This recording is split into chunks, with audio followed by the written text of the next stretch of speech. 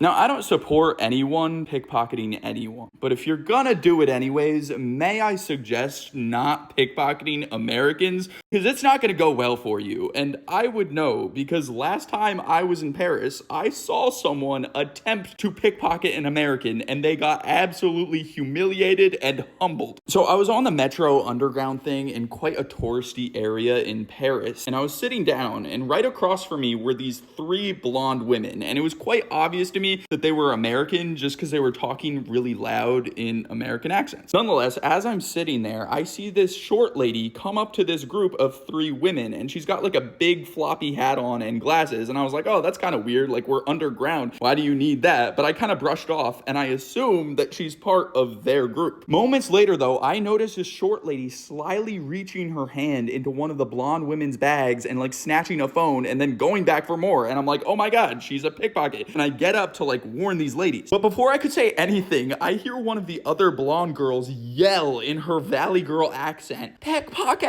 I kid you not, this group of three women went from a group of like sorority girls to a military unit. Immediately, two of the girls grabbed this lady's arms, one on each arm, holding her back from running away, and they did it so fast, it was almost like they trained for this. So as this pickpocket lady is getting held back, the blonde woman that actually got pickpocketed starts interrogating her. She was just like, so, where's my phone? And the pickpocket lady was like, I don't know. This blonde woman then starts pacing back and forth with her arms crossed, and she's just like, you know, it's not nice stealing people's stuff. And then her friends holding her back agree with her, and they're like, yeah, it's not nice stealing people's stuff. The pickpocket lady has a look of absolute terror. Even I was a little scared. I was like, what are these women about to do to her? This blonde woman then takes the floppy hat off of the pickpocket lady and then puts it on herself. And she goes, how's it feel to get your stuff stolen? And then she takes the glasses off of the pickpocket lady, then she puts it on herself, and she's just like, feels good, right? And I thought this lady looked terrified before. Without the glasses, she looked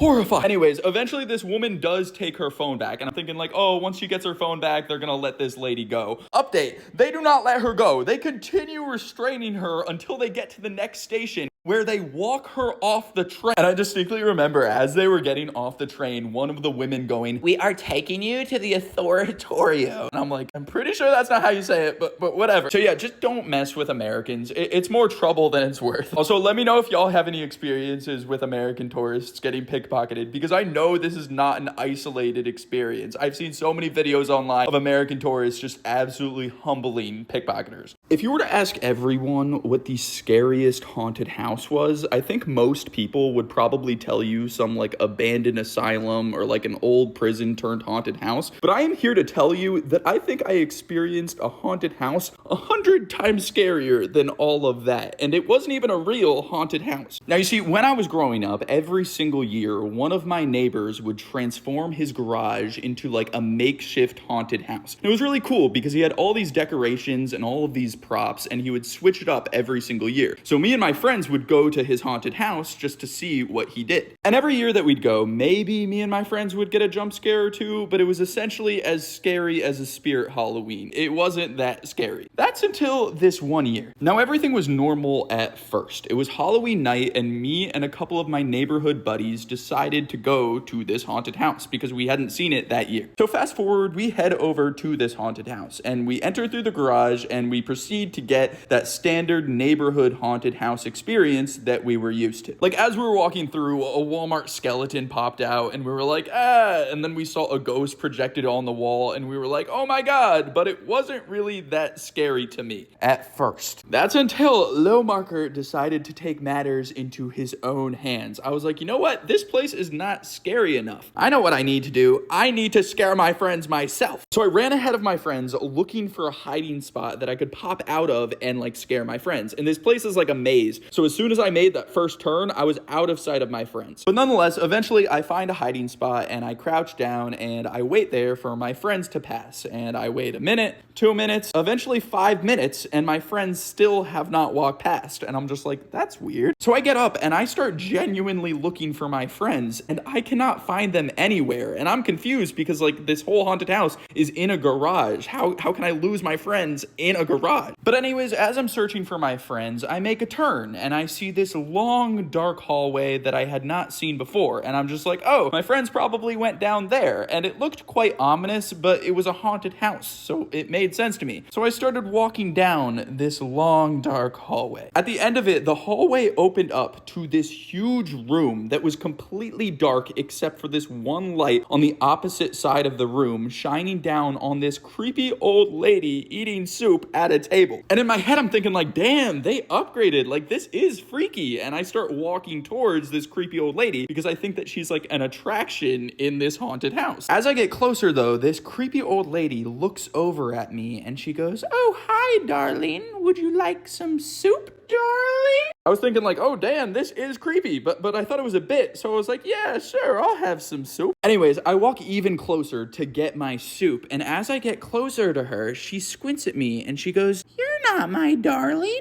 Who are you?" And trying to be funny, because I was in Indiana Jones costume, I was like, "Oh, I'm Henry Jones." Tell me why this old lady switches up completely and she goes, "Get out of my house! Get out of my house! Get out of my house!" And I kid you not, she gets up out of her chair and she starts chasing me. At this point, I am actually terrified and I start running away and I try to scream back to her. I'm like, "Wait, I'm actually really scared. Could you please stop?" And she doesn't stop. She just continues chasing me. As I run out of that room though, I quickly realize that I am not in a haunted house. I'm in a regular house and I'm just like, what is going on? So there I am, terrified, confused, running around. I'm like, where are my friends? I look back and she's got a friggin' pan.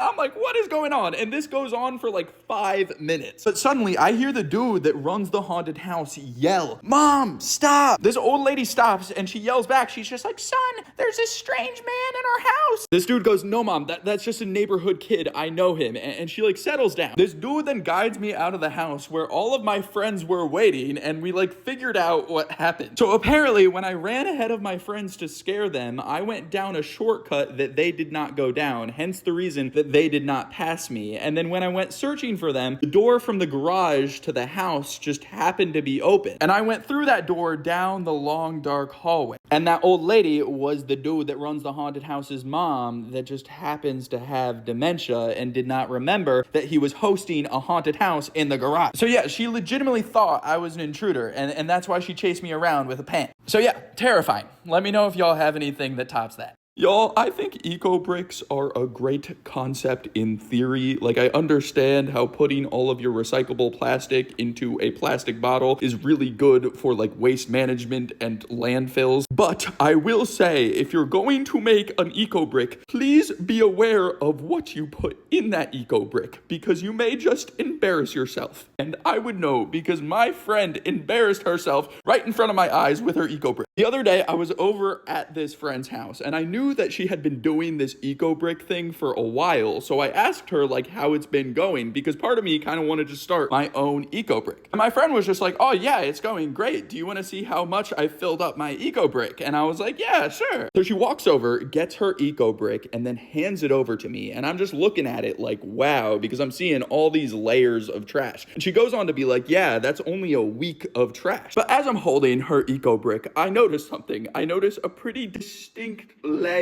in this eco-brick, and I'm just like, what is that? I quickly realized that this entire layer is made up of love gloves, if you will, and I'm just like, oh my god. And I go on to tell my friend, I'm just like, "Did you know I can see the love gloves in here?" She gets all red and she's just like, "No, I forgot. I thought that was in my last brick." And then she just snatches it from me. Bro, she was so embarrassed. But looking back, I have more questions than answers, because like, why were there like 10 of them all in a layer? And then like, how did that transaction go? Like, after the deed, was she just like, "Okay, could you just put it in, please?" So yeah, if you're starting an eco-brick, either put it away where no one can see it, or don't put that type of stuff in your eco-brick. That being said, I'm starting my own eco-brick, so follow along if you want to see my brick. Wait, that sounds so weird. I think one of the most traumatizing things that you can go through as a child is getting put under anesthesia at a children's hospital. And the reason I say this is because for some reason, every children's hospital has the need to use the most diabolical methods of waking the kids up from their anesthesia. And I would know because I was put under anesthesia multiple times as a child, and they would always find a new cruel way of waking me up. Now, you see, I had a lot of problems with my ears as a kid that called for a lot of surgeries to fix that also required me to be put under anesthesia. And every time I'd go in for one of these surgeries, before putting me under, they'd tell me, they'd be like, you know, you can die from anesthesia, like you may just not wake up. And Little Marker did not know what to do with that information because I knew I needed to get the surgery, so I was like just freaking out kind of. That being said, I distinctly remember this one time that they put me under anesthesia at the hospital, and I went under, and when I woke up, I kid you not,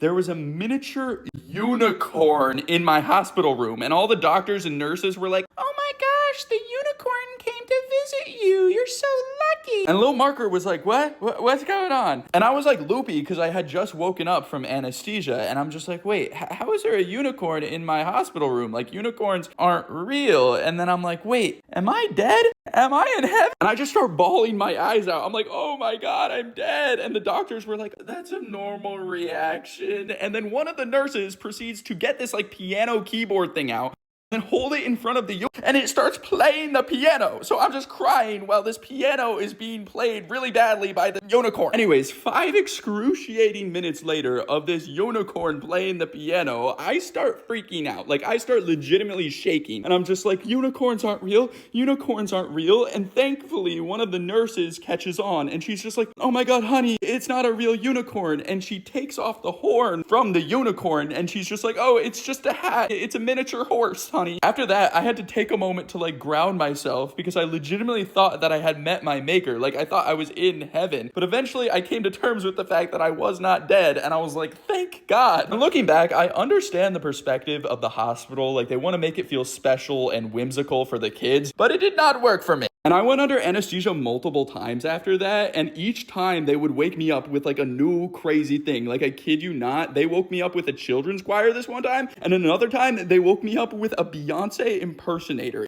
It was crazy, so let me know if y'all want to hear about those. Whoever said that those glasses with the hidden camera in them, the meta glasses, were everywhere was not exaggerating. They are everywhere, and they're in the places you would least expect. And I would know because the other day I saw someone wearing these meta glasses in the last place you would think someone would wear these glasses. And it kind of has me freaking out. Now, everything starts out normal. I was just driving back home on the highway when suddenly I had to use the bathroom, and I was about to pass a very popular coffee chain that I knew had bathrooms. So I was like, I know, I'll just stop there and use their bathroom. So that's what I did. Go inside this coffee place, and I get in line to order a drink because for some reason you have to be a paying customer in order to use the restroom. So I was like, okay, I'll just get a coffee and then ask the cashier if I can get the bathroom code. As I'm waiting in line though, I look over to the bathroom door and I see that there's this janitor standing right outside, and I was like, oh, awesome, like the bathroom's probably really clean. And I also just happened to notice that he's wearing these glasses, but I don't think anything of it because they're just glasses in my head. Anyways, eventually I order my drink and I get the code to the bathroom, and I go to the bathroom, and the janitor is still just standing outside of it. As soon as I open the door to the bathroom though, I just get hit with this wall of stink, and then I get visually scarred by just how dirty this place is. It was like one of those one-room bathrooms where like the toilet, the urinal, the sink, and the changing area was all in one room, and there was mystery skids on the wall, there was toilet paper everywhere, and there was a log in the urinal, and I'm thinking like, how does a log get in the urinal? But nonetheless, I had to go bad, and I did not have any other options, so I just held my breath and I used the regular toilet, and I was out of there. But as I was leaving this bathroom, I just happened to notice something about the janitor. As I'm walking out of the bathroom, this janitor is walking in. Like, I literally passed the door to him, and I notice